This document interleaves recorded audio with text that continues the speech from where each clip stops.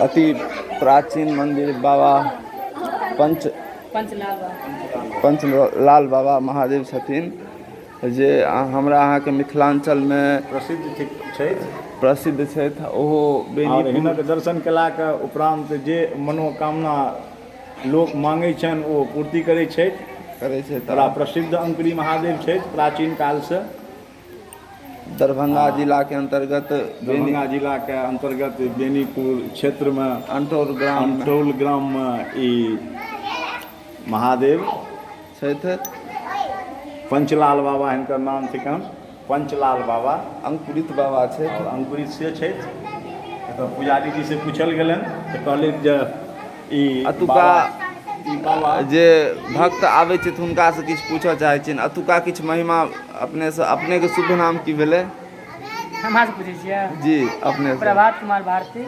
और अतुका किछु एहन महिमा हेतै से सब कहबै? तो लगभग 10 गांव के लोग जे छन पूजा करे आबै छन। जी जी। जे मांगे छथिन हुनकर मनोकामना पूर्ण होइ छन। अंकुरित बाबा छथिन जी। प्राचीन काल से ही हिनकर जे छै अंकुरित भेलखिन एतऽ जी। यानी प्रकट भेलखिन तो हिनका बहुत से जे छै लोग हिनका लऽ जाय ला चाहलखिन अपन गाँव चोर, लेकिन भरि राति खुनैत रहि गेलखिन, लेकिन हुनका बुझे पार नहीं पायल गेलनि। लास्ट में बुझे छै भांगि के बाबा अखनो फुटल छथिन, भांगि के जे छै चलि गेलखिन बाबा, लेकिन एतऽ टसकलखिन नहीं। तो हिनकर महानता मूड़न करे लेल ई सब एला है से मूड़न भरि साल करते रहै छथिन।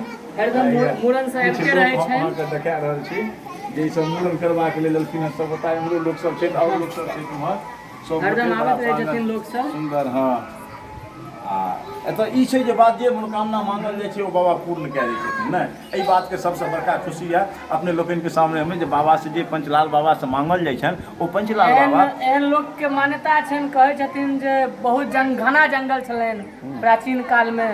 जैसे बाबा अंकुरित भेलखिन, एगो गाय आबै छलै, गाय वाला सब गाय चरबै ला आबै छलै, पूरा दूध हुनका एतऽ दऽ दै छलनि।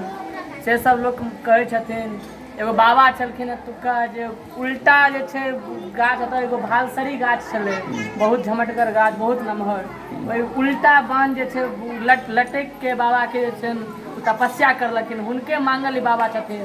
तो आब अहाँ सब सुनलिए हिनका मुख से बेनीपुर के लग में अंटौल गाँव में ई कौन बाबा कहलिए? पंचलाल बाबा। पंचलाल बाबा तो मिथिला में ई प्रसिद्ध बाबा छथि। बाबा छथिन। आ संगे अतः बगल में प्राचीन अति प्राचीन ठाकुरबाड़ी छथिन राम जानकी मंदिर।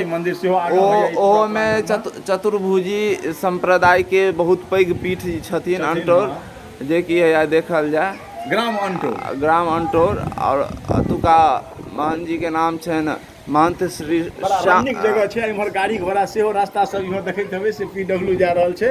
PWD जे पर में गाड़ी बड़ा स्वतंत्र, बहुत बढ़िया, एतऽ आबऽ के लेल कोनो दिक्कत नहीं छै।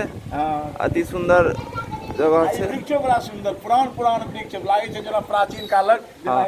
ई हमर पंडित जी बहुत किछु बतेता। ई वृक्ष सब सेहो बड़ा पुरान वृक्ष सब छै। इम्हर सुंदर गेट सेहो देखाल पड़ि रहल छै। इम्हर हरियाली से बाग बगीचा छै, सुंदर लागि रहल छै। एतऽ से जेना सहरसा तक सीधा ताकबै तक नै सुंदर छै लागे। तो एहि के साथ रमणीक जगह छै। छै के लेल एतबा। हाँ आ फिर दोसर वीडियो में दोसर धर्म जगह पर में कोनो और भगवान से अपने सबसे हेतै गपशप। तात तक के लिए जय सीताराम। जय सीताराम। अभी तो चल गेलै। हाँ।